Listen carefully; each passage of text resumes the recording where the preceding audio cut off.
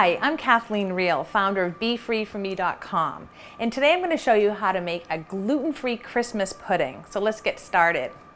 So the ingredients you're going to need to make the gluten-free Christmas pudding is 1 cup of gluten-free all-purpose flour, and I have that sifted, 3 cups of raisins, coarsely chopped, 1/8 of a pound of citron. However, citron is seasonal, and if you can't find it, use 1 cup of golden raisins, which I did today.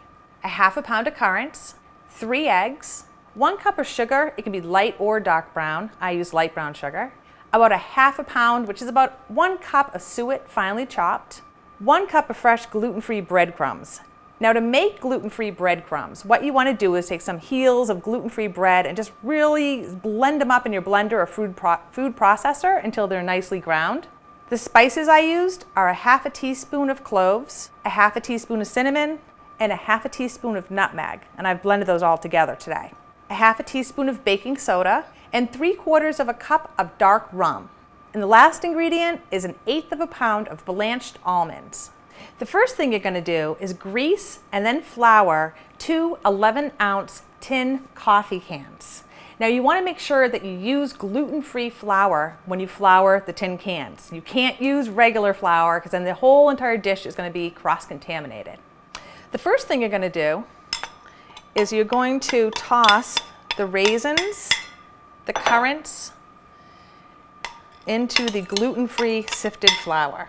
And you're going to toss it with a large spoon just to coat those raisins, and if you find the citrons during the Christmas season, use those instead of the yellow golden raisins. Now with the raisins, they're chopped raisins. A nice way to chop a raisin, an easy trick, is to freeze them for about, I don't know, an hour or so, and take them out of the freezer, and you can just pulse them real quickly 2 or 3 times in your electric blender or your food processor.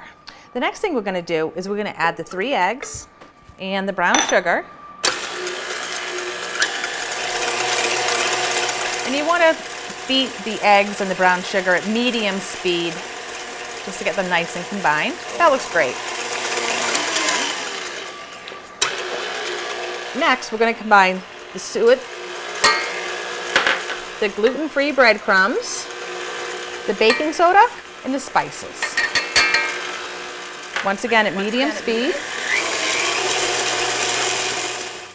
Next, I'm going to alternate adding in the covered floured fruit with the rum. So just a little bit at a time. You want to keep the moisture nice and moist.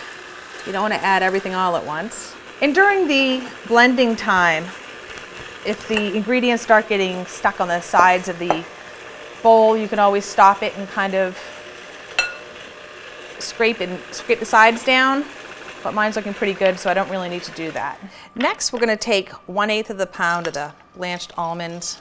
We're going to dump it into the mixture and toss them in. This smells really like Christmas time right now. This recipe actually came from my Auntie Margaret. She clipped this recipe from a newspaper in 1966, and she's been making it ever since for our family Christmas dinners. And since being gluten-free, we haven't been able to enjoy it. Since I converted it, though, it once again is back on our favorites list on our gluten-free menu. Next, we're going to put the batter into our 2 prepared cans, and these are 11-ounce metal coffee cans, and just evenly distribute it between the 2 cans. And each of these cans is going to serve probably about 6 to 8 people. Next, we're going to take some heavy-duty tin foil, and I've kind of doubled it up here. We're going to place it over the top of the can, and we're going to secure it with a couple of elastics, or actually you can use twine, which works great too. You just want to make sure it's nice and tight on there so it's not going to fall off. The next step is to measure up about 2 inches on each can. And I know the 2 inches is right about where that second rivet is. So I put a black marker there, so I know that that's 2 inches up on each can. Next, we're going to submerge each can into a pot of boiling water with a trivet at the bottom. And you want to make sure that once you place the cans into the pot of water, the water goes up to that 2-inch mark. So what you're going to do is cover it next, and we're going to let it sit for 3 whole hours. We're going to be steaming these puddings. But during the cooking time, you want to check back every 10 or 15 minutes, and you want to replenish that water so it stays up to that 2-inch mark. So 3 hours has gone by, and the Christmas pudding is completely steamed. And what we did is we took it out of the can, just kind of by shaking it a little bit. We put it into a baking dish. You can serve it just like this, steamed. We're going to make a nice rum sauce to go on top of it. But if you want to make these puddings ahead of time, you can do so. You can make them a few days ahead, keep them in the fridge, in the cans, and on the day of, just heat them up in the oven at 325 until they're heated through. So here we go. We're going to make the rum sauce. To make the rum sauce on high heat, we're going to add the butter, milk, and then sugar. And what we're going to do is we're going to get this going so it's at a boil, and we're going to cook this for about 5 minutes. Okay, now our butter and sugar mixture has been boiling for about 5 minutes. We're going to put 2 tablespoons of the dark rum, stir it up, and cook it for a little bit until it thickens a little bit. We can reduce the heat. And now that's done. It's our sherry sauce or rum sauce. And there you have it, gluten-free Christmas pudding. And I'm serving it with some vanilla bean ice cream topped with a rum sauce.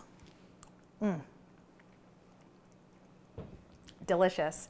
I'm Kathleen Reale, founder of BeFreeForMe.com, your source for savings, sampling, and sharing, gluten and allergen free.